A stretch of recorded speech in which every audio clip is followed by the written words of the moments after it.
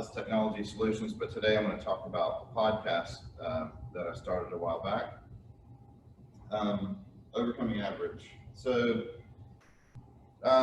if you've ever heard the story of the Sisyphus in Greek mythology, it's this guy who basically gets condemned to roll this heavy ball up the hill indefinitely. So he's just constantly pushing this heavy burden up the hill. And the name Overcoming Average, it just kind of, it almost came to me in a dream. Like, I don't want to be an average person, and I've never met anybody who says, I'm okay with being average, right? There are some people, there are people that are fine with mediocre just as long as they can get by, but I've always struggled with that. I want to be a little bit better. I'm not a super competitive person, but I want to be a little bit better. I want a little bit smarter, a little bit, I'd like to be above average, even if it's the 51%, right? So, the thing that dawned on me is that I know so many people, and as kind of an extroverted guy, I like to have conversations and chat with people. And I think you'll find that just people in general are interesting. Every person you come across, if you give them 5 minutes, has a story that no one else has experienced.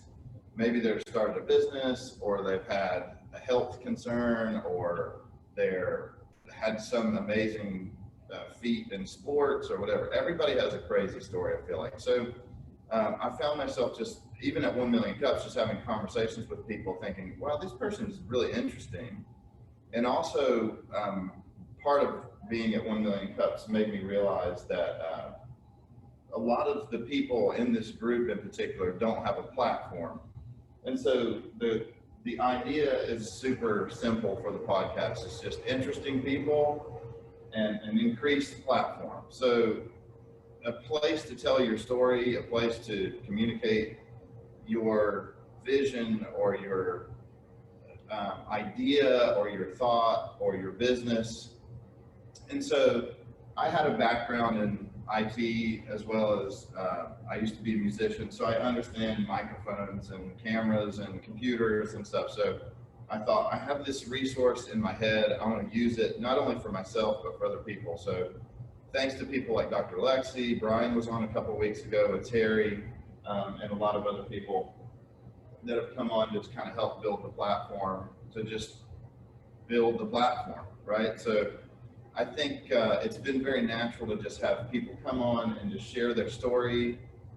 And it's been amazing to find out people that I've known for years. I'll have them come on the podcast and I find out things about them that are just amazing and I never knew. So it's been a really great experience so far. So it's really that simple. Basically, interesting people and an increased platform, not only for myself, but for them. So as you guys know, the way social media and the world works today, if you share something and your friends like it and share it, it just exponentially increases. And I see that with the podcast as well. I've noticed the trend is a lot of the people that I've had on, there's just a few up there in the corner from the YouTube channel, after they've been on and gotten to know me better and I get to know them better, we tend to share likes, and I pay more attention to what they're doing, they pay more attention to what I'm doing, and that's where the increase in platform comes from. It's just basic networking and such. So yeah, it's that simple. It's just a place for people to come and tell their story, and build a platform for themselves and my company as well. So just in the past few months, statistically, I get about 100 views a month on the podcast. So we're in the 400 to 500 hours watched on YouTube, which to me is just very flattering to think that some human out there spent 460 some hours, and that was as of last month, watching these people's stories. And you can see a couple of the guests up there and an idea of kind of what we've talked about. We've done book studies. We're working through a book study with a couple of friends and myself. Mark Shropshire there is a Drupal developer. You guys know Dr. Lexi.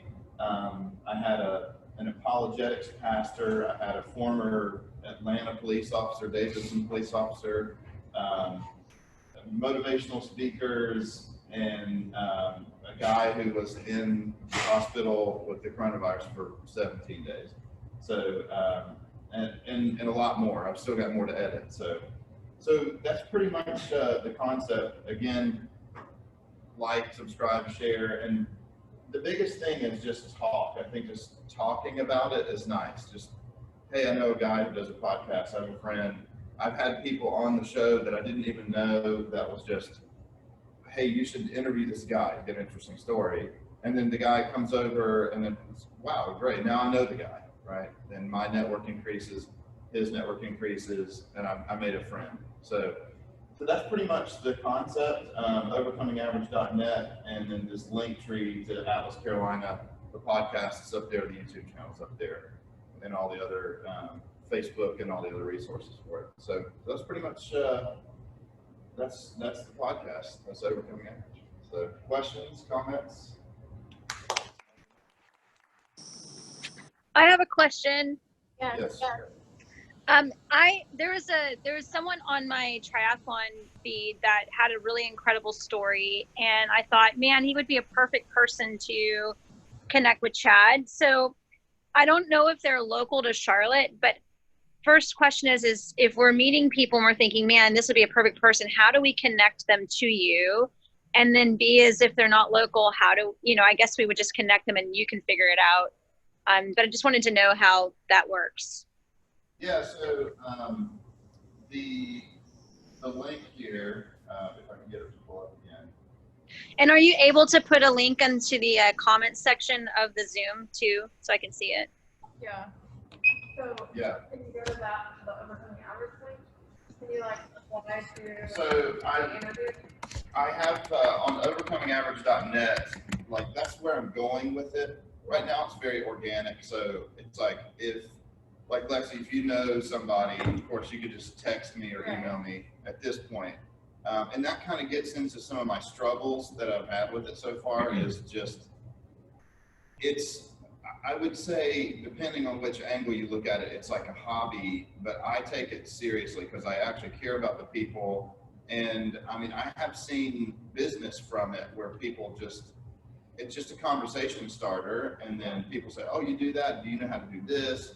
And it leads me down a path, of just introductions and whatnot. But the idea is to get to the point where I have a calendar and people sign up, or, I have an intern or somebody that administers the scheduling. Because scheduling, quite honestly, is the worst right now. I mean, I'm setting up the studio at the house. I do 2 or 3 in a week, and then I edit them and release them over the weeks. But with the coronavirus and the kids at home all the time, it's impossible. The original plan was to set up and book a whole day and just do 3 in a day, or do 2 or 3 days back to back. Like the week Brian was on, I had 3 guests that week. And I don't really have a real clear schedule. I'd love to do it once or twice a week, or release them in that schedule, but it's just a matter of, it takes me 3 or 4 hours to set up just to get ready for it. And then another hour and a half to tear down. Plus, I've noticed the podcast lengths have gone from 45 minutes. Now they're an hour and 40 to 2 hour long podcast, because you just talk, and I want it to be very natural. The other struggle I've kind of had is, again, time to figure out okay, the guy with the coronavirus, he had an hour and 42-minute podcast, but there's 5 or 6 tiny clips that would be great media to kind of get the point across, little commercials. Or when Brian was on, Brian and Terry and I did a podcast talking about cybersecurity. There's little nuggets that I would love to have cut out, but it just takes time. It's I got to sift through it, cut it out, edit it, create a commercial, post it. So I've entertained the thought of re-engaging my interns to help do that, just as a learning experience, as a benefit. But yeah, communicating with me, scheduling it, setting it up, and then distributing it, that's the difficult part. Not that I can't do it, it's just time and time and location. If it takes like what you're doing is similar to this. Like you're building connections with people. Why don't we just say like we do this every Wednesday? That's it. Period. Like you come or not, and that's because we have to set up and do all this stuff. Like Thursday is my podcast day, and you only do it on Thursday, and people either can come or Yeah, I mean, my schedule, at least right now, is crazy. Like, I don't know, when I leave here, my day might be empty or it might be totally slammed. yeah. And once I have some more staff, aside from just Brian and the current interns, that'll help me to be able to schedule my days. But right now, it's like, if I plan on Wednesday, it's almost a guarantee something will pop up on Wednesday that requires me. So, what I've been doing is trying to do the recordings at night. So like the kids go to bed, somebody comes over and we can just kind of shoot until everybody gets tired. When the kids go back to school in a couple weeks, I could probably set up in the morning and have people come over and shoot in the morning with a little less time restraint. So, you know, and then it's just a matter of like getting the person that's interested to come out. So, I mean, I have an incredible list of guests that I have yet to schedule. Like I've asked people, because I don't ever want to assume, but I've asked people, hey, would you be interested in this? And I've only had one person say, no. Everybody's like, sure, I'll do that. And a lot of people are uncomfortable with it, I've noticed. Like, I think maybe most, if not all of my guests have been first time ever in front of a camera. Yeah. And like Bobby Conway, he runs a radio show, so it's very comfortable for him. So I have a huge list. It's just a matter of getting the person scheduled, getting them out there.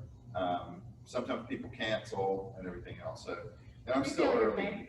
What's that? I feel your pain. Yeah. We have a it's big list tough. too. It's like getting people to actually pull the trigger and come Yeah. out. 'Cause, So Chad, oh, sorry. I was just gonna say, so Chad, did I hear you say, so you've blocked out Wednesdays for your podcast recordings, is that correct? No, that was Michelle's suggestion.